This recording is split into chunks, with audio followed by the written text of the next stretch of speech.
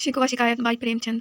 ज़िंदगी का बड़ा हिस्सा तो इसी घर में गुजर गया, मगर कभी आराम नसीब ना हुआ। मेरे शौहर दुनिया की निगाह में बड़े नेक और खुश अखलाक और बेदार मग़ज़ होंगे, लेकिन जिस पर गुजरती है वही जानता है। दुनिया को तो उन लोगों की तारीफ़ में मज़ा आता है जो अपने घर को जहन्नम में डाल रहे हों और गैरों के पीछे अपने आप को तबाह किए जाते हों। जो घर वालों के लिए मरता है उसकी तारीफ़ दुनिया वाले नहीं करते। वो तो उनकी निगाह में खुदगर्ज़ है, बख़ील है, तंग दिल है, मग़रूर है, कोर बातिन है।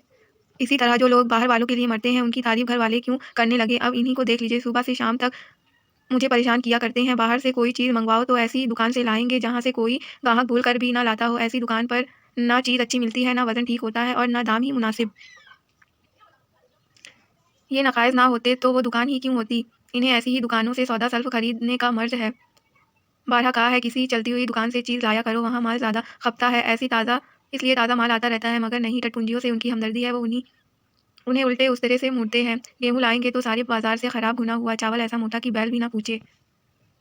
दाल में कंकर भरा हुआ, मानो लकड़ी जला डालो क्या मजाल की गले। घी लाएँगे तो आधो आध तेल और नर्क असली घी के एक छटाक कम। तेल लाएँगे तो मिलावट का, बालों में डालो तो चटक जाए, मगर दाम दे आएँगे आला दर्जे के चमेली के तेल के। चलती हुई दुकान पर जाते तो जैसे इन्हें डर लगता है, शायद ऊँचे दुकान और फीके पकवान के कायल हैं। मेरा तजुर्बा ये कहता है कि नीची दुकान पर सड़े पकवान ही मिलते हैं। एक दिन की बात हो तो बर्दाश्त कर ली जाए, रोज़-रोज़ की मुसीबत नहीं बर्दाश्त होती। मैं कहती हूँ आखिर टटपुंजियों की दुकान पर जाते ही क्यों हो? क्या उनकी परवरिश का ठेका तुम्ही ने ले लिया है? आप फरमाते हैं मुझे देखकर बुलाने लगते हैं खूब। ज़रा इन्हें बुला लिया और खुशामद के 2-4 अल्फ़ाज़ सुना दिए, बस आपका मिजाज आसमान जा पहुँचा। फिर इन्हें सुध नहीं रहती कि वो कूड़ा करकट बाँध रहा है क्या पूछें या क्या पूछती हो तुम इस रास्ते से जाते ही क्यों हो? क्यों किसी दूसरे रास्ते से नहीं जाते? ऐसी उठाई गिरों को मुँह क्यों लगाते हो? इसका कोई जवाब नहीं। एक खामोशी 100 बलाओं को टालती है। एक बार एक ज़ेवर बनवाना था। मैं तो हज़रत को जानती थी। इनसे कुछ पूछने की ज़रूरत ना समझी। एक पहचान के सुनार को बुला रही थी। इत्तेफ़ाक से आप भी मौजूद थे। बोले ये फ़िरका बिल्कुल एतबार के काबिल नहीं है, धोखा खाओगी। मैं एक सुनार को जानता हूँ, मेरे साथ का पढ़ा है, बरसों तक साथ खेले हैं, मेरे साथ चालबाज़ी नहीं कर सकता। मैंने समझा जब इनका दोस्त है और वो भी बचपन का, तो वो कहाँ तक दोस्ती का हक़ ना रखेगा। सोने का एक ज़ेवर और 50 रुपए इनके हवाले किए और इस भले आदमी ने वो ज़ेवर और रुपए जाने किस बेईमान को दे दिए कि बरसों के फ़हम तकाज़ों के बाद जब चीज़ बनकर आई तो रुपए में 8 आने तांबा और इतनी बदनुमा की देख कर घिन आती थी। बरसों का अरमान खाक में मिल गया। रो पीट कर बैठ रही। ऐसे-ऐसे दावादार तो इनके दोस्त हैं जिन्हें दोस्त की गर्दन पर छुरी फेरने में भी आर नहीं। इनकी दोस्ती थी और इन्हीं लोगों से है जो इन ज़माना भर के फाका मस्त कलांज बेसरो सामान है, जिनका पेशा ही इन जैसी आँख के अंधों से दोस्ती करना है। रोज़ एक ना एक साहब माँगने के लिए सर पर सवार रहते हैं और बिदा लिए गला नहीं छोड़ते, मगर ऐसा कभी नहीं हुआ कि किसी ने रुपए अदा किए हों। आदमी एक बार खोकर सीखता है, 2 बार खोकर सीखता है, भली मानस 1000 बार भी खोकर नहीं सीखते। जब कहती हूँ कि रुपए तो ले आए, अब माँग क्यों नहीं लाते? क्या मर गए तुम्हारे वो दोस्त जो बगले झाँका कर रह जाते हैं? आपसे दोस्तों को सूखा जवाब नहीं दिया जाता। खैर, सूखा जवाब ना दो, मैं ये भी नहीं कहती कि दोस्तों से बेमुरव्वती करो, मगर टाल तो सकते हो। क्या बहाने नहीं बना सकते? मगर आपको इनकार नहीं कर सकते। किसी दोस्त ने कुछ तलब किया और आपके सर पर बोझ पड़ा, बेचारे कैसे इनकार करें? आखिर लोग जान जाएँगे कि हज़रत भी फाका मस्त हैं। दुनिया इन्हें अमीर समझती रहे, चाहे मेरे ज़ेवर ही क्यों ना गिरवी रखने पड़े। सच कहती हूँ, बाज़ औक़ात एक-एक पैसे की तंगी हो जाती है और इस भले आदमी को रुपए जैसे घर में काटते हैं। जब तक रुपए के वारे न्यारे ना करें, उसे किसी पहलू करार नहीं। उनके तो करतूते कहाँ तक कहूँ, मेरा तो नाक में दम आ गया है। एक ना एक मेहमान रोज़ बुलाए बेदरमा की तरह सर पर सवार, ना जाने कहाँ के बेफ़िक्रे इनके दोस्त हैं। कोई कहीं से मरता है, कोई कहीं से। घर क्या पाई का अड्डा है, ज़रा-सा घर, मुश्किल से 2-4 पाइयाँ हैं। ओढ़ना बिछौना भी बाअफ़रात नहीं, मगर आप हैं कि दोस्तों को दावत देने के लिए तैयार। आप तो मेहमान के साथ लेटेंगे, इसलिए इन्हें भी चारपाई चाहिए, ओढ़ना बिछौना भी चाहिए, वरना घर का पर्दा खुल जाएगा। जाती है तो मेरी और बच्चों की सरज़मीन पर पड़े सिकुड़ कर रात काटते हैं। गर्मियों में तो खैर मज़ाइका नहीं, लेकिन जाड़े में तो बस क़यामत ही आ जाती है। गर्मी में भी खुले छत पर तो मेहमान का कब्ज़ा हो जाता है। अब मैं बच्चों को लिए कब्ज़ में पड़ी तड़पा करूँ, इतना समझ भी नहीं है कि जब घर की ये हालत है तो क्यों ऐसे को मेहमान बनाया जाए जिसके पास कपड़े तक नहीं। खुदा के फ़ज़ल से इनके सभी दोस्त ऐसे ही हैं। एक भी खुदा का बंदा ऐसा नहीं जो ज़रूरत के वक़्त उनकी ढेले से भी मदद कर सके। तो एक बार हज़रत को इसका तजुर्बा बेहद तल्ख़ तजुर्बा हो चुका है, मगर इस मर्द खुदा ने तो आँखें न खोलने की कसम खा ली है। ऐसे ही नादारों से इनकी पड़ती है। ऐसे लोगों से आपकी दोस्ती है कि कहते शर्म आती है। जिसे कोई अपने दरवाज़े पर खड़ा भी ना होने दे, वो आपके दोस्त हैं। शहर में इतने अमीर कबीर हैं, आपका किसी पर रब्त नहीं, किसी के पास नहीं जाते। उमराव मग़रूर हैं, बदमग़ज़ हैं, खुशामद पसंद हैं, इनके पास कैसे जाएँ? दोस्ती गाँठेंगे तो ऐसों से जिनके घर में खाने को भी नहीं। एक बार हमारा खिदमतगार चला गया और कई दिन दूसरा खिदमतगार ना मिला। कई दिन दूसरा खिदमतगार ना मिला। मैं किसी होशियार और सलीक़ामंद नौकर की तलाश में थी, मगर बाबू साहब को जल्द से जल्द कोई आदमी रख लेने की फ़िक्र सवार हुई। घर के सारे काम बदस्तूर चल रहे थे, मगर आपको मालूम हो रहा था कि गाड़ी रुकी हुई है। एक दिन जाने कहाँ से एक पांगड़ू को पकड़ लाए। इसकी सूरत कह देती थी कि कोई जांगलू है, मगर आपने इसकी ऐसी-ऐसी तारीफ़ें की कि क्या कहूँ। बड़ा फर्माबरदार है, पल्ले सरे का ईमानदार, भला का मेहनती, गज़ब का सलीको-शार और इंतहा दर्जे का बदतमीज़। ख़ैर मैंने रख लिया। मैं बार-बार क्यों कर इनकी बातों में आ जाती हूँ, मुझे खुद ताज्जुब है। ये आदमी सिर्फ़ शक्ल से आदमी था, आदमियत की कोई अलामत इसमें ना थी। किसी काम की तमीज़ नहीं थी, बेईमान ना था मगर अहमक अव्वल नंबर का। बेईमान होता तो कम से कम इतनी तस्कीन होती कि खुद खाता है कमबख्त। दुकानदार की फ़ितरतों का शिकार हो जाता था। उसे 10 तक गिनती भी ना आती थी। ₹1 देकर बाज़ार भेजो तो शाम तक हिसाब ना समझा सके। गुस्सा पी-पी कर रह जाती थी। खून जोश खाने लगता था कि सूअर के कान उखाड़ लूँ, मगर इन हज़रत को अभी कभी उसे कुछ कहते नहीं देखा। आप नहा कर धोती छाट रहे हैं और वो दूर बैठा तमाशा देख रहा है। मेरा खून खौलने लगता, लेकिन उन्हें ज़रा भी एहसास नहीं होता। जब मेरे डाँटने पर धोती छाटने जाता भी तो आप उसे करीब ना आने देते। उसके ऐबों को हुनर बनाकर दिखाया करते थे और इस कोशिश में कामयाब ना होते तो उन ऐबों पर पर्दा डाल देते थे। कमबख्त को झाड़ू देने की भी तमीज़ ना थी। मर्दाना कमरा ही तो सारे घर का ढंग का एक कमरा है। इसमें झाड़ू देता तो इधर की चीज़ उधर, ऊपर की नीचे, गोया सारे कमरे में ज़लज़ला आ गया हो और गर्द का ये आलम की सांस लेनी मुश्किल। मगर आप कमरे में इत्मीनान से बैठे रहते थे, गोया कोई बात ही नहीं। एक दिन मैंने उसे खूब डांटा और कह दिया, अगर कल से तूने सलीके से झाड़ू ना दी तो खड़े-खड़े निकाल लूँगी। सवेरे सोकर उठती हूँ तो क्या देखती हूँ कि कमरे में झाड़ू दी हुई है। हर एक चीज़ करीने से रखी हुई है, गर्द व गुबार का कहीं नाम नहीं। आपने फ़ौरन हँसकर कहा, देखती क्या हो? आज घूरे ने बड़े सवेरे झाड़ू दी है। मैंने समझा दिया, तुम तरीका तो बताती नहीं हो, उल्टा डांटने लगती हूँ। लिहाजा साहब ये भी मेरी ही खता थी। खैर मैंने उसे समझा कि इस नालायक ने कम से कम एक काम तो सलीके के साथ किया। अब रोज़ कमरा साफ-सुथरा मिलता और मेरी निगाहों में घूरे की कुछ वक़्त होने लगी। इत्तेफ़ाक की बात, एक दिन मैं ज़रा मामूल से सवेरे उठ बैठी और कमरे में आई तो क्या देखती हूँ कि घूरे दरवाज़े पर खड़ा है और खुद माँ बदौलत बड़ी तनदही से झाड़ू दे रहे हैं। मुझसे ज़ब्त ना हो सका। उनके हाथ से झाड़ू छीन ली और घूरे के सर पर पटक दी। हरामखोर इसको उसी वक़्त धुतकार बताई। आप फरमाने लगे, इसकी तनख्वाह तो बेबाक कर दो खूब। एक तो काम ना करे, दूसरी आंखें दिखाए, इस पर तनख्वाह भी दे दूँ। मैंने एक कौड़ी भी ना दी। एक कुर्ता दिया था वो भी छीन लिया। इस पर हज़रत कई दिन मुझसे रूठे रहे, घर छोड़ कर भागे जा रहे थे, बड़ी मुश्किल से रुके। एक दिन मेहतर ने उतारे कपड़े का सवाल किया। इस बेकारी के ज़माने में फालतू कपड़े किसके घर में हैं? शायद रईसों के घर में हों, मेरे यहाँ तो ज़रूरी कपड़े भी नहीं। हज़रत ही का तोशा खाना एक बक्से में आ जाएगा, जो डाक के पार्सल से कहीं भेजा जा सकता है। फिर इस साल सर्दी के मौसम में नए कपड़े बनवाने की नौबत भी ना आई थी। मैंने मेहतर को साफ जवाब दे दिया, सर्दी की शिद्दत थी, इसका मुझे खुद एहसास था। गरीबों पर क्या गुज़रती है इसका भी इल्म था, लेकिन मेरे या आपके पास अफ़सोस के सिवा और क्या इलाज है? जब रऊसा और उमरा के पास एक-एक माल गाड़ी कपड़े से भरी हुई है तो फिर गरीब गुरबा क्यों ना बहंगी का अज़ाब झेलें। ख़ैर मैंने तो उसे जवाब दे दिया। आपने क्या किया, अपना कोट उतार कर उसके हवाले कर दिया। मेरी आँखों में खून उतर आया। हज़रत के पास यही एक कोट था, ये ख़्याल ना हुआ कि पहनेंगे क्या। मेहतर ने सलाम किया, दुआएँ दी और अपनी राह ली। आगे कई दिन सर्दी खाते रहे। सुबह को हम घूमने जाया करते थे, वो सिलसिला भी बंद हो गया। मगर दिल भी कुदरत ने इन्हें एक अजीब किस्म का दिया है। फटे पुराने कपड़े पहनते आपको शर्म नहीं आती? मैं तो कट जाती हूँ, आपको मतलब एहसास नहीं। कोई हँसता है तो हँसे, आपकी बला से। आखिर मुझसे देखा ना गया तो एक कोट बनवा दिया। जी तो जलता था कि खूब सर्दी खाने दूँ, मगर डरती कि कहीं बीमार पड़ जाएँ तो और भी आफ़त आ जाए। आखिर काम तो उन्हीं को करना है।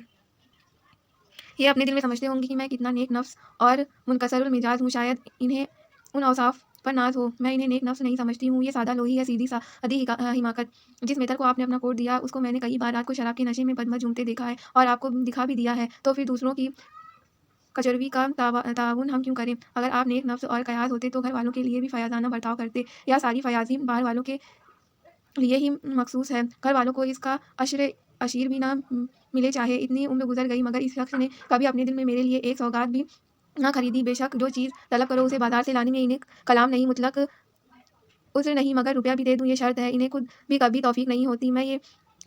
ये मैं मानती हूँ कि बेचारे अपने लिए भी कुछ नहीं लाते। मैं जो कुछ मँगवा दूँ उस पर कनात कर लेते हैं, मगर इंसान कभी-कभी शौक़ की चीज़ें चाहता है। और मर्दों को देखती हूँ घर में औरत के लिए तरह-तरह के ज़ेवर, कपड़े, शौक़ श्रृंगार के लवाज़िमात लाते रहते हैं। यहाँ एक रस्म है, ममनू है। बच्चों के लिए मिठाई, खिलौने, बाजे, बिगुल शायद अपनी ज़िंदगी में एक बार भी ना लाए होंगे। कसम सी खा ली है। इसलिए मैं तो इन्हें बख़ील कहूँगी, बदज़ौक़ कहूँगी, मुर्दा दिल कहूँगी। फ़याज़ नहीं कह सकती। दूसरों के साथ इनका जो फ़याज़ाना सलूक है उसे भी हर्ष व नमूद और सादा लोही पर महमूल करती हूँ। आपकी मुनकसरुल मिजाजी का ये हाल है कि जिस दफ़्तर में आप मुलाज़िम हैं, उसके किसी अहदेदार से आपका मेल-जोल नहीं। अफ़सर को सलाम करना तो आपके आईन के ख़िलाफ़ है।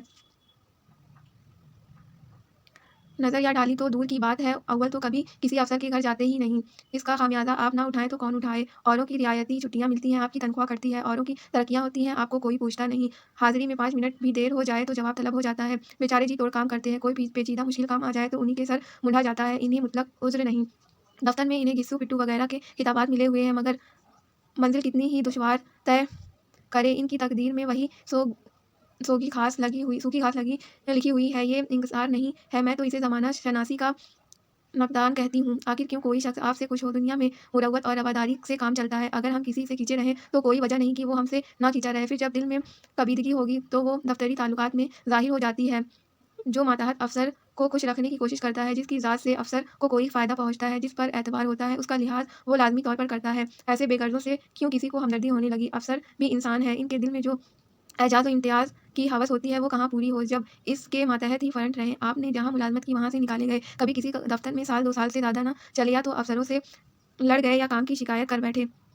आपको कुंबा परवरी का दावा है। आपके कई भाई-भतीजे हैं, वो कभी आपकी बात भी नहीं पूछते, मगर आप बराबर उनका मुँह ताकते रहते हैं। इनके एक भाई साहब आजकल तहसीलदार हैं, घर की जायदाद उन्हीं की निगरानी में है, वो शान से रहते हैं, मोटर खरीद ली है, कई नौकर हैं, मगर यहाँ भूले से भी खत नहीं लिखते। एक बार हमें रुपए की सख्त ज़रूरत हुई, मैंने कहा अपने बिरादर मुकर्रम से क्यों नहीं माँगते? कहने लगे क्यों उन्हें परेशान करूँ? आखिर इन्हें भी तो अपना खर्च खर्च करना है, कौन-सी ऐसी बचत हो जाती होगी। मैंने बहुत मजबूर किया तो आपने खत लिखा, मालूम नहीं खत में क्या लिखा, लेकिन रुपए ना आने थे ना आए। कई दिनों के बाद मैंने पूछा, कुछ जवाब आया। हुज़ूर के भाई साहब के दरबार से आपने तर्श होकर कहा, अभी 1 हफ्ता तो खत पहुँचे हुआ है, अभी क्या जवाब आ सकता है?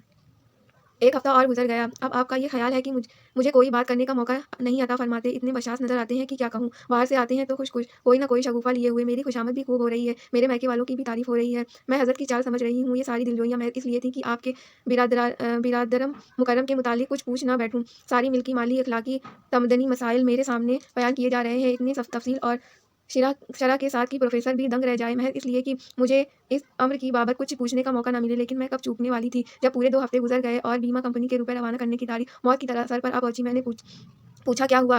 तुम्हारे भाई साहब ने दहन मुबारक से कुछ फ़रमाया भी? अभी तक खत नहीं पहुँचा। आखिर हमारा हिस्सा भी घर में जायदाद में कुछ है या नहीं, या हम किसी लौंडी-बांदी की औलादें हैं? 500 रुपए सालाना का नफ़ा 9-10 साल कब्ल था, अब 1000 से कम ना होगा। कभी एक चन्नी कौड़ी भी हमें ना मिली। मोटे हिसाब से हमें 2000 मिलना चाहिए। 2000 ना हो, 1000 हो, 500 हो, 250 हो, कुछ ना हो तो बीमा कंपनी की प्रीमियम भरने को तो हो। तहसीलदार की आमदनी हमारी आमदनी की चौगुनी है। रिश्वतें भी लेते हैं तो फिर हमारे रुपए क्यों नहीं देते? आप मैं हाँ, हाँ करने लगे। बेचारे घर की मरम्मत करते हैं। अजीज़ों अकारत की मेहमानदारी का बार भी तो उन्हीं के सर पर है खूब। गोया जायदाद का मंशा महज़ ये है कि उसकी कमाई इसी में सर्फ़ हो जाती है। इस भले आदमी को बहाने भी गढ़ने नहीं आते। मुझसे पूछते, मैं एक नहीं तो 1000 बता देती। कह देते घर में आग लग गई, सारा अशासा जलकर खाक हो गया, या चोरी हो गई, चोर ने घर में तिनका तक न छोड़ा, या 10,000 का गल्ला खरीदा था, इसमें खसारा हो गया, घाटे से बेचना पड़ा, या किसी के मुकदमाबाजी हो गई, इसमें दिवालिया पिट गया। आपको सो जी भी तो लचर सी बात है। इस जुलाई तवे पर आप मुनसफ़ और शायर भी बनते हैं। तकदीर ठोक कर बैठी रही, पड़ोस की बीवी से कर्ज़ ले लिए तब जाकर कहीं काम चला। फिर भी आप भाई भतीजों की तारीफ़ के पुल बाँधते हैं तो मेरे जिस्म में आग लग जाती है। ऐसे बिरादराने यूसुफ़ से खुदा बचाए। खुदा के फ़ज़्ल से आपके 2 बच्चे हैं और 2 बच्चियाँ भी हैं। खुदा का फ़ज़्ल कहो या कहर, सब के सब इतने शरीर हो गए हैं कि माज़अल्लाह, मगर क्या मजाल कि भले-मानस अभी बच्चे को तेज़ निगाह से भी देखें। रात के 8 बज गए हैं, बड़े साहबज़ादे अभी घूम कर नहीं आए। मैं घबरा रही हूँ, आप इत्मीनान से बैठे अखबार पढ़ रहे हैं। चलाई हुई आती हूँ और अखबार छीन कर कहती हूँ, जाकर देखते क्यों नहीं, लौंडा कहाँ रह गया? ना जाने तुम्हारे दिल में कुछ कल्क है भी या नहीं। तुम्हारा तो खुदा ने औलाद नाहक दी, आ जाए तो खूब डाँटना, तब आप भी गर्म हो जाते हैं। अभी तक आया नहीं, बड़ा शैतान है। आज बच्चू आते हैं तो कान उखाड़ लेता हूँ, मारे थप्पड़ों के खाल उधेड़ कर रख दूँगा। यूँ बिगड़ कर तैश आलम में आप इसको तलाश करने निकलते हैं। इत्तेफ़ाक से आप इधर जाते हैं और उधर लड़का आ जाता है। मैं कहती हूँ, तू किधर से आ गया? वो बेचारे तुझे ढूँढने के लिए गए होंगे। देखना आज कैसी मरम्मत होती है। ये आदत ही छूट जाएगी। दाँत पीस रहे थे, आते ही होंगे। छड़ी भी हाथ में थी। तुम इतने शरीर हो गए हो कि बात नहीं सुनते। आज कद्र आफ़ियत मालूम होगी। लड़का सहम जाता है और लैंप जलाकर पढ़ने लगता है। आप 1.5-2 घंटे में लौट आते हैं, हैरान व परेशान और बदहवास। घर में कदम रखते ही पूछते हैं, आया कि नहीं? मैं गुस मैं उनका गुस्सा भड़काने के इरादे से कहती हूँ, आकर बैठा तो है, जाकर पूछते क्यों नहीं? पूछ कर हार गई, कहाँ गया था? कुछ बोलता नहीं। आप गरज पड़ते हैं, मन्नू यहाँ आओ। लड़का थर-थर काँपता हुआ आकर आँगन में खड़ा हो जाता है। दोनों बच्चियाँ घर में छिप जाती हैं कि खुदा जाने क्या आफ़त नाज़िल होने वाली है। छोटा बच्चा खिड़की से चूहे की तरह झाँक रहा है। आप जामे से बाहर हैं, हाथ में छड़ी है। मैं भी वो गज़बनाक चेहरा देखकर पछताने लगती हूँ कि क्यों उनसे शिकायत की। आप लड़के के पास जाते हैं, मगर बजाय इसके छड़ी से उसकी मरम्मत करें, आहिस्ता से उसके कंधे पर हाथ रखकर बनावटी गुस्से से कहते हैं, तुम कहाँ गए थे जी? मना किया जाता है, मानते नहीं। खबरदार, जो अब इतनी देर की। आदमी शाम को घर चला आता है, इधर की इधर-उधर घूमता है। मैं समझ रही हूँ, ये तमहीद है, कसीदा अब शुरू होगा। गुज़ेर तो बरी नहीं, लेकिन यहाँ तो तमहीद पर खात्मा हो जाता है। बस आपका गुस्सा फुर हो गया। लड़का अपने कमरे में चला जाता है और गालिबन खुशी से उछलने लगता है। मैं एहतजाज की सदा बुलंद करती हूँ, तुम तो जैसे डर गए। भला 2-4 तमाचे तो लगा ही होते। इस तरह तो लड़के शरीर हो जाते हैं। आज 8 बजे आया है, कल 9 बजे की खबर लाएगा। इसने भी दिल में क्या समझा होगा। आप फरमाते हैं, तुमने सुना नहीं मैंने कितनी ज़ोर से डाँटा? बच्चे की रूह ही फ़ना हो गई। देख लेना जो फिर कभी देर में आए। तुमने डाँटना तो नहीं, हाँ आँसू पोंछ दिए। आपने एक नया उपज निकाली है कि लड़के भीड़ से ख़राब हो जाते हैं। आपके ख़्याल से लड़कों को आज़ाद रहना चाहिए, उन पर किसी किस्म की बंदिश या दबाव ना होना चाहिए। बंदिश से आपके ख़्याल में लड़के की दिमाग नशो-नुमा में रुकावट पैदा हो जाती है। इसका नतीजा है कि लड़के शरीर बेमिहाल बने हुए हैं। कोई 1 मिनट भी किताब खोलकर नहीं बैठता। कभी गुल्ली-डंडा है, कभी गोलियाँ, कभी कभी कंकुए। हज़रत भी उन्हीं के साथ खेलते हैं। 40 साल से तो मुतजाविज़ आपकी उम्र है, मगर लड़कपन दिल से नहीं गया। मेरे बाप के सामने मजाल थी कि कोई लड़का कंकुए उड़ा ले या गुल्ली डंडा खेल सके। खून पी जाते। सुबह से लड़कों को पढ़ाने बैठ जाते। स्कूल से जो ही लड़के वापस आते फिर ले बैठते। बस शाम को आधा घंटे की छुट्टी देते। रात को फिर काम में जोत देते। ये नहीं कि आप तो अखबार पढ़ें और लड़के गली गली में खाक छानते फिरे। कभी आप भी सेक कटा कर बछड़े बन जाते हैं, लड़कों के साथ ताश खेलने बैठ जाते हैं। ऐसे बाप का लड़कों पर क्या रौब हो सकता है। अब्बा जान के सामने मेरे भाई सीधे आंख उठाकर भी नहीं देखते थे। उनकी आवाज़ सुनते ही कयामत आ जाती थी। उन्होंने घर में कदम रखा और खामोशी तारी हुई। उनके रूबरू जाते हुए लड़कों की जान निकलती थी, और उसी तालीम की ये बरकत है कि सभी अच्छे ओहदों पर पहुंच गए हैं। सेहत अलबत्ता किसी की बहुत अच्छी नहीं है, तो अब्बा जान की सेहत ही कौन अच्छी थी। बेचारे हमेशा किसी न किसी बीमारी में मुब्तला रहते थे। फिर लड़कों की सेहत कहाँ से अच्छी हो जाती। लेकिन कुछ भी हो, तालीम और तादीब में उन्होंने किसी के साथ रियायत नहीं की। एक रोज़ हज़रत को बड़े साहबजादे को कंकुए की तालीम देते देखा। यूँ घुमाओ, यूँ यूँ गोता दो, यूँ खींचो, यूँ ढील दो। ऐसा दिलो जान से सिखा रहे थे, गोया गुरु मंत्र दे रहे हों। उस दिन मैंने भी उनकी ऐसी खबर ली कि याद करते होंगे। मैंने साफ कह दिया, तुम कौन होते हो मेरे बच्चों को बिगाड़ने वाले। तुम्हें घर से तो कोई मतलब नहीं ना हो, लेकिन मेरे बच्चों को खराब मत कीजिए, बुरे बुरे शौक ना पैदा कीजिए। अगर आप नहीं सुधार नहीं सकते तो कम से कम बिगाड़िए तो मत। लेकिन बातें बनाने अब्बा जान किसी लड़के को मेरे तमाशे में ना ले जाते थे। लड़का सर पटक पटक कर मर जाए, मगर ज़रा भी ना पसीजता था ना पसीजते थे। और उन भले आदमी का ये हाल है कि एक एक से पूछ कर मेले ले जाते हैं। चलो वहाँ बड़ी बहार है, खूब आतिशबाजियाँ छूटेंगी, गुब्बारे उड़ेंगे, विलायती चरखियाँ भी हैं। इनमें मज़े से बैठना। और तो और आप लड़कों को हॉकी खेलने से भी नहीं रोकते। ये अंग्रेज़ी खेल भी कितने खौफनाक होते हैं। क्रिकेट, फुटबॉल, हॉकी, एक से एक महलकन। गेंद लग जाए तो जान ही लेकर छोड़े। मगर आपको इन खेलों में बड़ी रग़बत है। कोई लड़का मैच जीत कर आता है तो कितने खुश होते हैं, जैसे कोई खिलाफत कराया हो। हज़रत को ज़रा सा भी अंदेशा नहीं कि किसी लड़के के चोट लग गई तो क्या होगा, हाथ पाँव टूट गया तो बेचारों की ज़िंदगी कैसे पार लगेगी। पिछली साल लड़की की शादी थी। आपको ये ज़िद थी कि जहेज़ के नाम का कानी कौड़ी भी ना देंगे, चाहे लड़की सारी उम्र कवारी बैठी रहे। आप अहले दुनिया की खबीसुन नफ्सी आए दिन देखते रहते हैं, फिर भी चश्म बसीरत नहीं खुलती। जब तक समाज का ये निज़ाम कायम है और लड़की की बलोग के बाद कवारी रहना इंगिशत नुमाई का बाइस है, उस वक्त तक ये रस्म फना नहीं हो सकती। जो दो चार अफराद भले ही ऐसी बेदारी मग से निकल आएँ जो जहेज़ लेने से इनकार करें, लेकिन इसका असर आम हालात पर कम होता है और बुराई बदस्तूर कायम रहती है। जब लड़कों की तरह लड़कियों के लिए भी 20-25 बरस की उम्र तक कवारी रहना बदनामी का बाइस ना समझा जाएगा, इस वक्त आप ये रस्म रुखसत हो जाएगी। मैंने जहाँ-जहाँ पैगाम दिए, जहेज़ का मसला पैदा हुआ और आपने हर मौके पर टांग अड़ा दी। जब इस तरह 1 साल पूरा गुज़र गया और लड़की का 17वां साल शुरू हो गया, तो मैंने एक जगह बात पक्की कर ली। हज़रत भी राज़ी हो गए, क्योंकि उन लोगों ने करारदारी नहीं की थी। हालाँकि दिल में उन्हें पूरा यकीन था कि एक अच्छी रकम मिलेगी, और मैंने भी तय कर लिया था कि अपने मकरूर भर कोई बात ना उठा रखूँगी। शादी के बखीर आफियत अंजाम पाने में कोई सुबह न था, लेकिन महाशय के आगे मेरी एक न चलती थी। ये रस्म बेहुदा है, ये रस्म बेमानी है। यहाँ रुपए की क्या ज़रूरत, यहाँ गीतों की क्या ज़रूरत, नाक में दम, ये क्यों, वो क्यों, ये तो साफ जहेज़ है। तुमने मेरे मुँह में कालिख लगा दी, मेरी आबरू मिटा दी। ज़रा ख्याल कीजिए, 12 दरवाजे पर परी पड़ी हो और यहाँ बात बात पर रद्दो-कदा हो रही हो। शादी की सात रात 12 बजे थी। इस दिन लड़की के माँ बाप व्रत रखते हैं, मैंने भी व्रत रखा, लेकिन आपको ज़िद थी कि व्रत कोई ज़रूरी नहीं। जब लड़के के वालिदैन व्रत नहीं रखते तो लड़की के वालिदैन क्यों रखें। मैं और सारा खानदान हरचंद मना करता रहा, लेकिन आपने हस्बे मामूल नाश्ता किया, खाना खाया। खैर, रात को शादी के वक्त कन्यादान की रस्म आई। आपको कन्यादान की रस्म पर हमेशा से ऐतराज़ था। इसे आप मुहम्मद समझते थे। लड़की दान की चीज़ नहीं, दान रुपए पैसे का होता है। जानवर भी दान में दिए जा सकते हैं, लेकिन लड़की का दान एक लचर सी बात है। कितना समझाती हूँ साहब, पुराना रिवाज है, शास्त्रों में साफ इसका हुक्म है। अजीज़ो अकारीब समझा रहे हैं, मगर आप हैं कि कान पर जूं नहीं रेंगती। कहती हूँ दुनिया क्या कहेगी, ये लोग क्या बिल्कुल लामज़हब हो गए हैं, मगर आप कान ही नहीं धरते। पैरों पड़ी यहाँ तक कहा कि बाबा तुम कुछ न करना, जो कुछ करना होगा मैं कर लूँगी। तुम सिर्फ चलकर मंडप पर में लड़की के पास बैठ जाओ और उसे दुआ दो। मगर इस मर्द खुदा ने मुतलक समाअत ना की। आखिर मुझी को रोना आ गया। वाक़ई होते हुए मेरे लड़की का कन्यादान चचा मामू करें, ये मुझे मंजूर ना था। मैंने तनहा कन्यादान की रस्म अदा की। आप घर झाँके तक नहीं, और लुत्फ़ ये है कि आप ही मुझसे रूठे भी रहे। बारात की रुखसती के बाद मुझसे महीनों बोले नहीं, झक मार कर मुझी को मनाना पड़ा। मगर कुछ अजीब दिल लगी है कि उनकी सारी बुराइयों के बावजूद मैं उनसे एक दिन के लिए भी जुदा नहीं रह सकती। इन सारे ऐबों के बावजूद मैं उन्हें प्यार करती हूँ। उनमें वो कौन-सी खूबी है जिस पर मैं फ़रेख्ता हूँ, मुझे खुद नहीं मालूम। मगर कोई चीज़ ज़रूर है जो मुझे उनका ग़ुलाम बनाए हुए है। वो ज़रा मामूल से देर घर आते हैं तो मैं बेसब्र हो जाती हूँ। उनका सर भी दर्द करता है तो मेरी जान निकल जाती है। आज अगर तकदीर उनके अवध मुझे कोई इल्म व अक़्ल का पुतला हुस्न हुस्न और दौलत का देवता भी दे तो मैं इसकी तरफ आँख उठाकर भी ना देखूँ।